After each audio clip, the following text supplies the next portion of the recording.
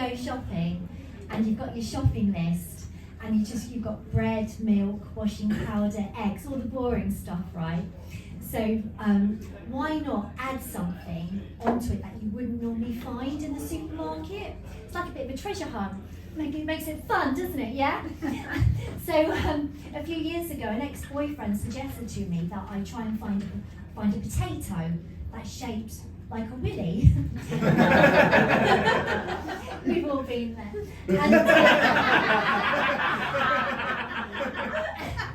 And I said to him, why would I want to find a potato that's shaped like a willy when your willy is shaped like a potato?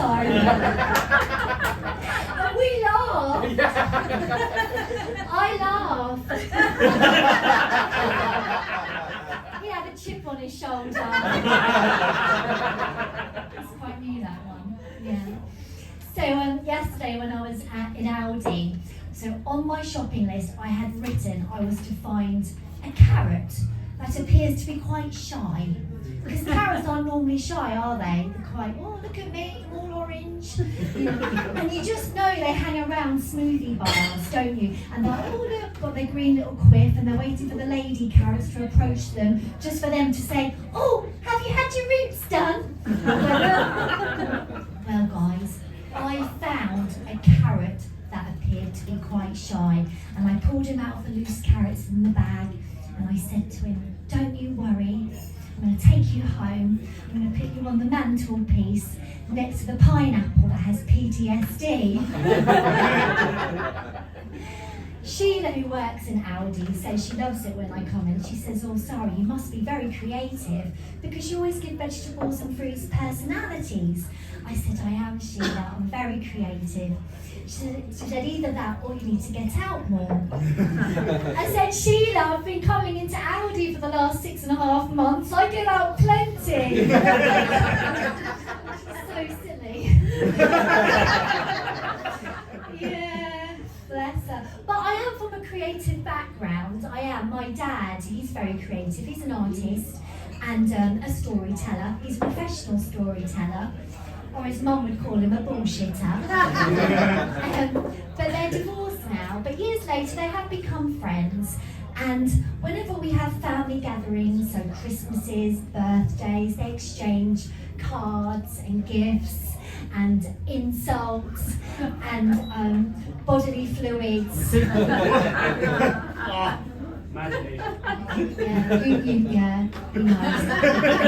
And, yeah, so obviously what every daughter wants for her divorced parents. I haven't followed that path, so I'm not divorced, but I've been married for 8 years, but we've been together for 15 years, and for the first 8 years of our relationship, I thought he was never going to propose. I thought he was never going to marry me. And then one day, I was watching a rom-com with my friends, and then I thought, see what I did there? It's fun, isn't it? Yeah. I was watching this rom-com and I thought, well, why don't I marry him in his sleep, right? Now listen, there's a plan, right? The plan would be, I'd wait for him to be in this really deep sleep. He claims he doesn't sleep very well. But you men, you fib, don't you? Doggy, that's never crossed my mind for date night, darling. I know you. I recognise you. Yeah. It was quite cold that night, wasn't it? Yeah. So I'd wait for him to be in this really deep sleep, and I'd sneak all the wedding guests into the bedroom, and I'd get them to be really quiet, and I'd say, think of Bjork, shh. Oh, so quiet. I grew up in the 90s. And then I'd hire a ventriloquist to say those words, I do. Bribe the vicar, or get him drunk. Tomato. And then when the ceremony is done, I'd wake up husband, because now he's my husband.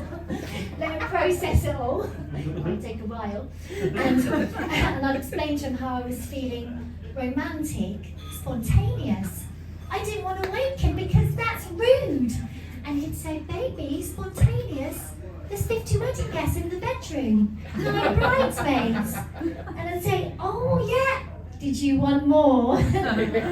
Naughty. Orgy. happy wedding day. Yeah, so obviously he did end up marrying me, which makes him as crazy as me. And I said to him, I said, husband, that's his name. I said, husband, I said, what would you have done if I had married you in your sleep? And he said, over my dead body. And I said, no, silly, in your sleep! Men, you don't listen. Yeah, but I said to him recently, I said, husband, I love us being married because I feel like we are a team, a unit, yeah? A unit. And ever since then, he's been calling me wardrobe. You got it! People don't normally get that joke. Oh my gosh. Oh, well, I'll definitely keep that in. But he does. He goes on saying, wardrobe, wardrobe. Apparently it's opened many doors. But yeah, so when we were coming up for our wedding anniversary in June, we were trying to figure out what do we buy each other because we've been together for so long. And husband said a miracle. Now, I couldn't find that on Amazon, but he's very good. So his love language is acts of kindness. He does things for me around the house. And at the moment, he's cleaning up the flat for me. And I said to him yesterday, I said, babe, you know I've got some real random shit in the house. And he said, yeah, I know, but I still love you. And he laughed, right? He said, oh, you can use that in your stand-up tonight. I said, I'm not using that. Yeah. See why I wasn't going to use it.